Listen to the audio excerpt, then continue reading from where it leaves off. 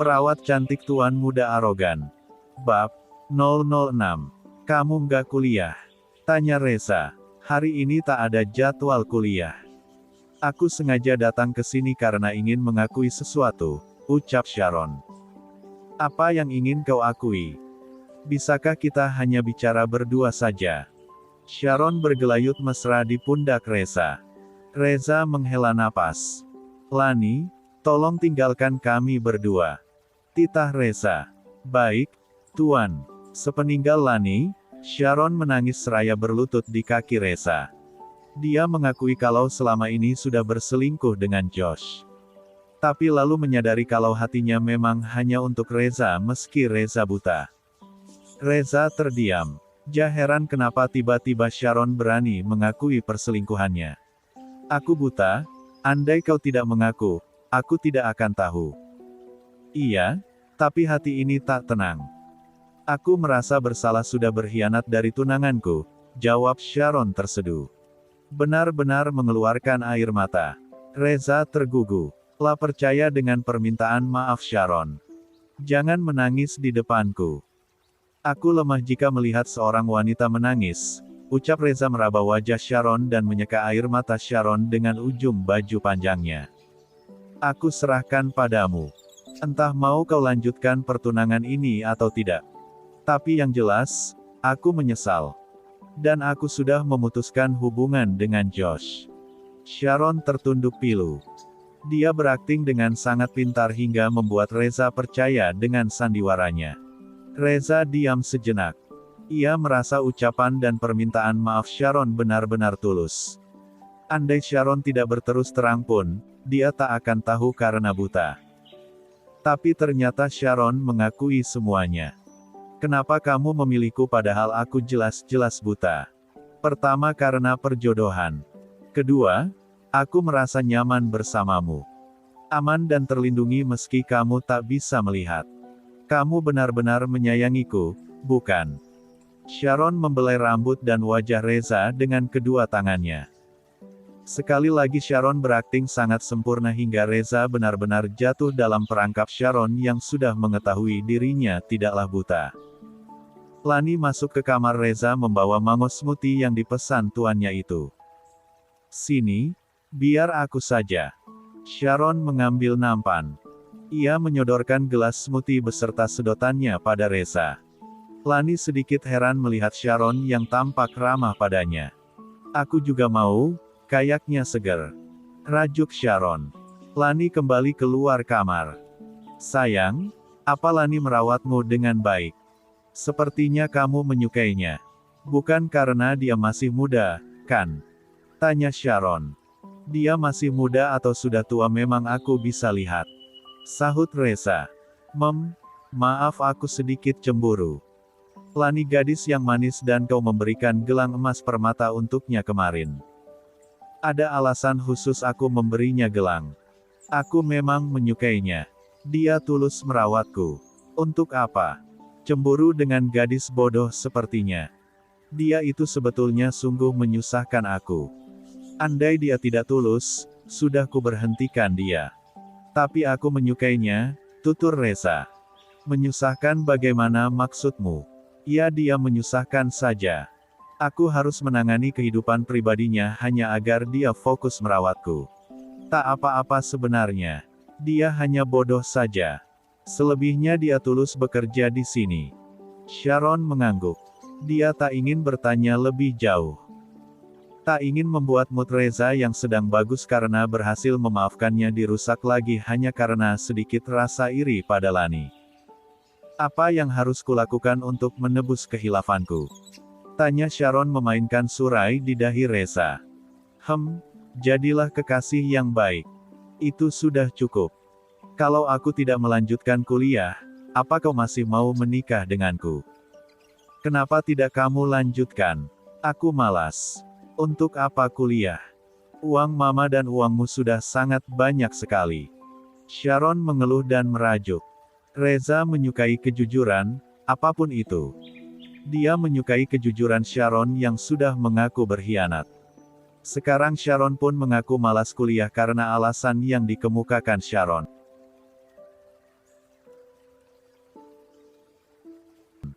Apa yang kamu sukai?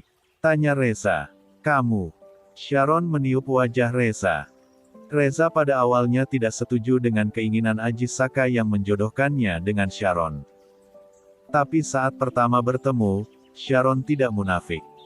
Dia dengan terang-terangan mengatakan tidak suka dengannya karena buta, tapi Sharon menyukai Reza karena kaya raya. Ya, Reza menghargai kejujuran Sharon kala itu. Setidaknya Sharon bukan gadis bermuka dua. Namun ternyata kemarin Reza baru mengetahui jika Sharon sudah mendua. Oh, bukan, Sharon tidak mendua. Josh sudah lebih dulu hadir di hidup Sharon. Hanya saja dulu awalnya Sharon dan Josh memang bersahabat. Tapi entah kenapa persahabatan mereka berkembang menjadi hubungan asmara. Sharon pagi itu benar-benar menjadi kekasih yang baik untuk Reza, bersikap manis dan lunak. Mengobrol dengan seru dan betah berada di rumah Reza. Panggilan telepon dari Josh berkali-kali dia abaikan. Siapa yang meneleponmu tapi kamu abaikan? Tanya Reza. Kau tahu. Getarannya ku dengar. Sharon mengeluarkan ponsel. Ini Josh. Lebih baik aku blokir saja.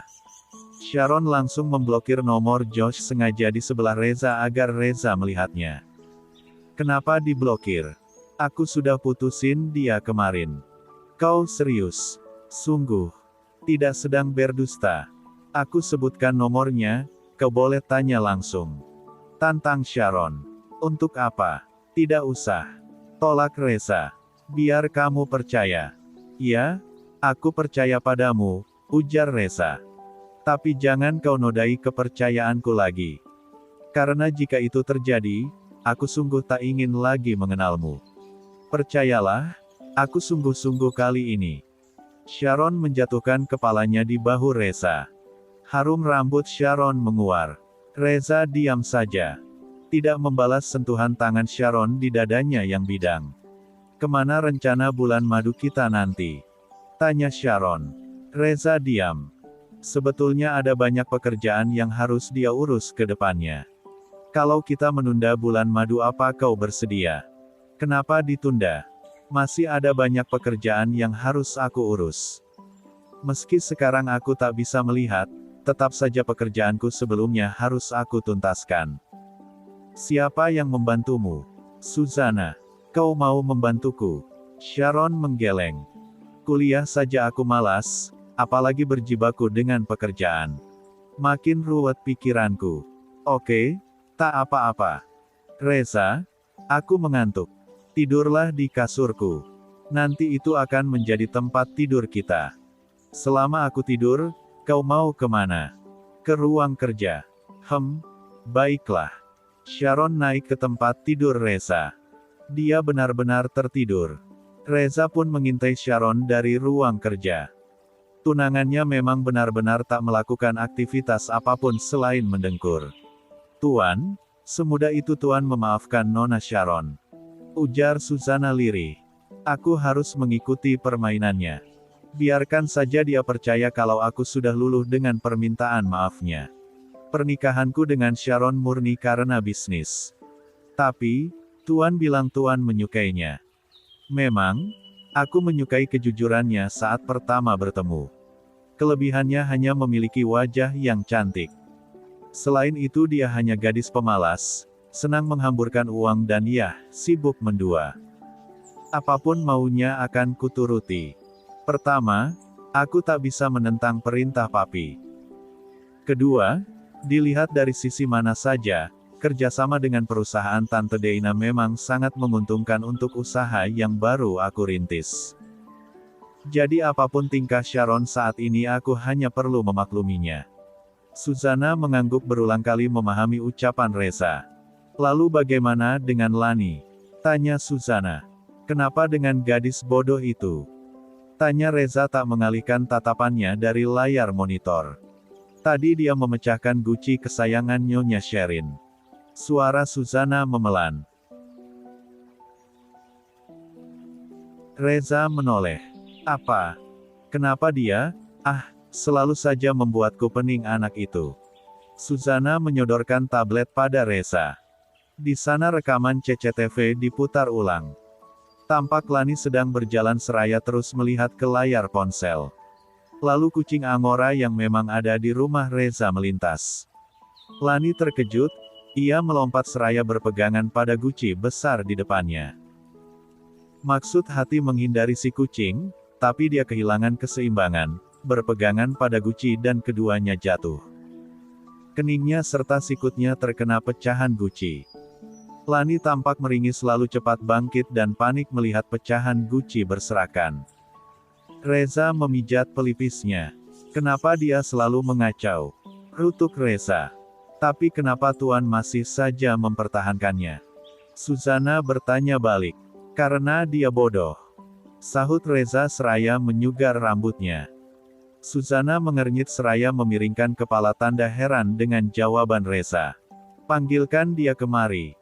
Titah Reza pelan seraya membalik kursinya ke arah jendela kamar. Suzana mengangguk lalu lekas keluar kamar. Tak berselang lama, Lani masuk dengan plester di kening serta sikut. Ia menunduk takut-takut. Tuan. Panggil Lani tak berani mengangkat wajah. Padahal jelas Reza membelakanginya. Tapi Reza bisa melihat bayangan Lani yang terus saja menunduk dalam dengan ekspresi takut dari bayangan kaca jendela. Lani, kenapa kau hobi membuat kepalaku pening? Tanya Reza pelan. Lani luruh, ia bersujud memohon ampun. Dia diberitahu Suzana jika guci tersebut adalah salah satu koleksi kesayangan ibunda Reza dan Reza sangat menjaga semua benda peninggalan ibundanya. Tuan, maafkan saya. Saya tidak sengaja. Lani menggosok-gosok telapak tangannya. Reza menghela napas seraya terus memperhatikan Lani dari bayangan kaca jendela. Gadis itu masih membungkuk di lantai. Reza kembali memijat pelipisnya, ia berdiri. Kemari, berdiri di hadapanku. Titah Reza. Lani bangkit lalu mendekat pada Reza. Mendekat. Titah Reza lagi. Jarak mereka hanya satu sikut lengan. Lebih dekat, ucap Reza pelan. Lani masih menunduk. Tatap wajahku. Lani mengangkat wajahnya. Jarak wajah mereka hanya satu jengkal dan Lani memejam. Ia tak berani menatap Reza. Kenapa dia malah terpejam?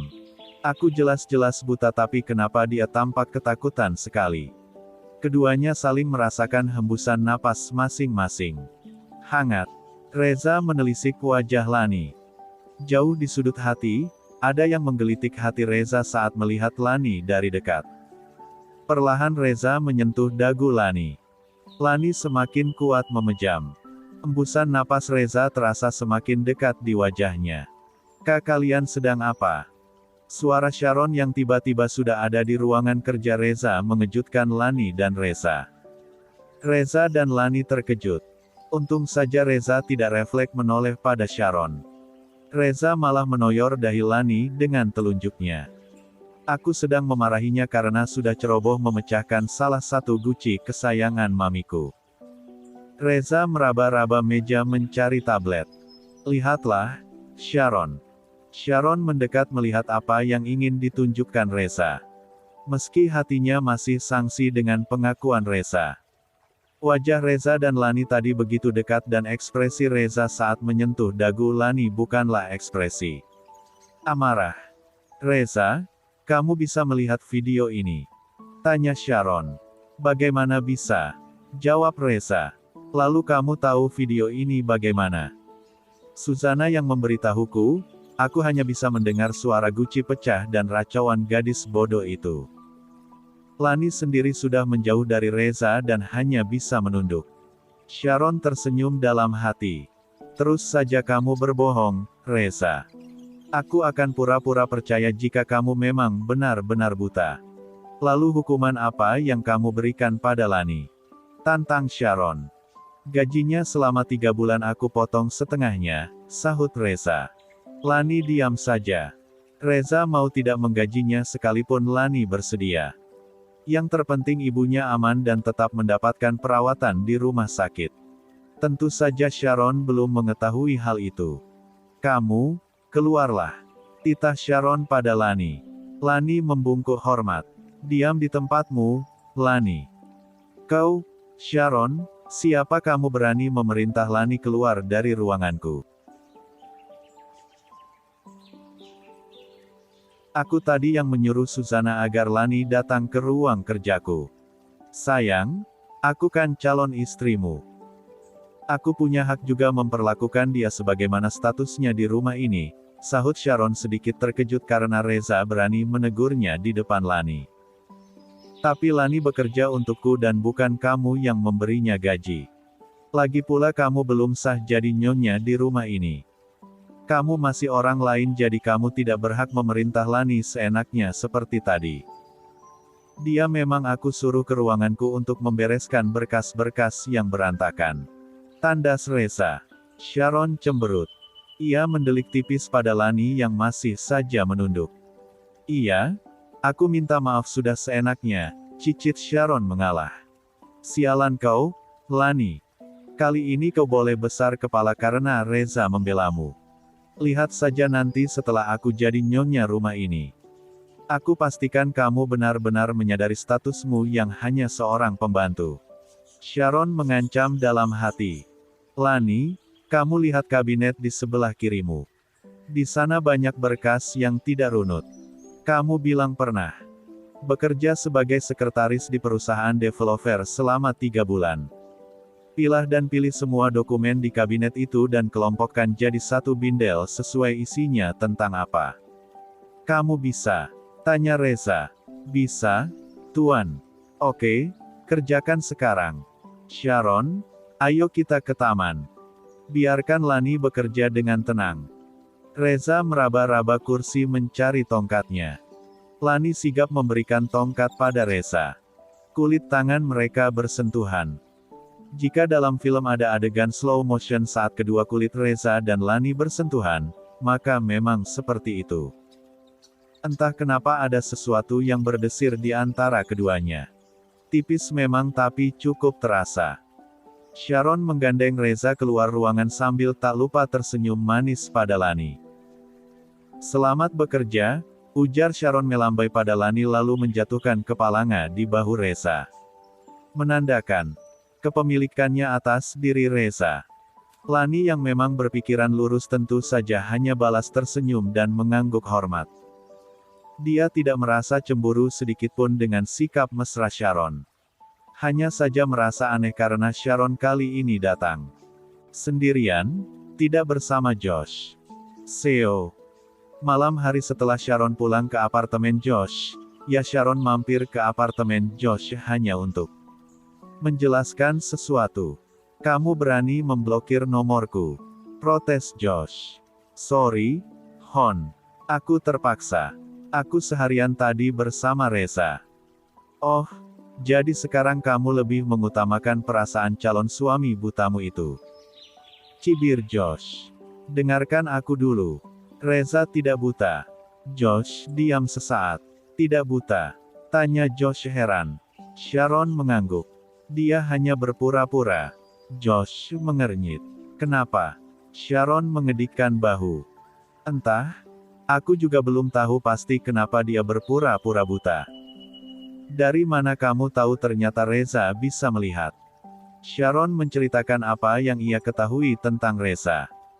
Jadi sekarang kamu berpura-pura juga sudah putus hubungan denganku karena kamu sudah mengaku. Ya, tentu saja. Reza pasti melihat kita berciuman saat terakhir kau dan aku ke sana.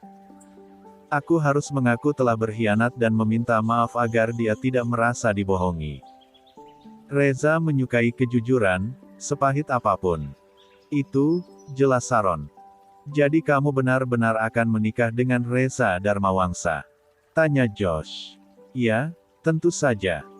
Harta dia banyak, aku tak akan menyia-nyiakan kesempatan bagus yang sudah diatur. Mamaku. Josh mendengkus. Ia sudah terlanjur mencintai Sharon, sebetulnya Josh memiliki harapan jika perjodohan Sharon dengan Reza akan batal karena jelas-jelas Sharon tidak menyukai Reza yang tidak bisa melihat. Kenapa diam? Tanya Sharon. Josh menghela napas dalam. Oh, ayolah. Kita masih bisa bersenang-senang tanpa sepengetahuan Reza, bujuk Sharon. Sharon, uangku juga banyak. Kenapa tidak kamu tolak perjodohan itu? Ucap Josh pelan. Uang Reza tetap jauh lebih banyak dari uangmu. Lagi pula pernikahanku dengan dia hanyalah pernikahan bisnis, jadi tidak mungkin juga Reza benar-benar jatuh cinta padaku.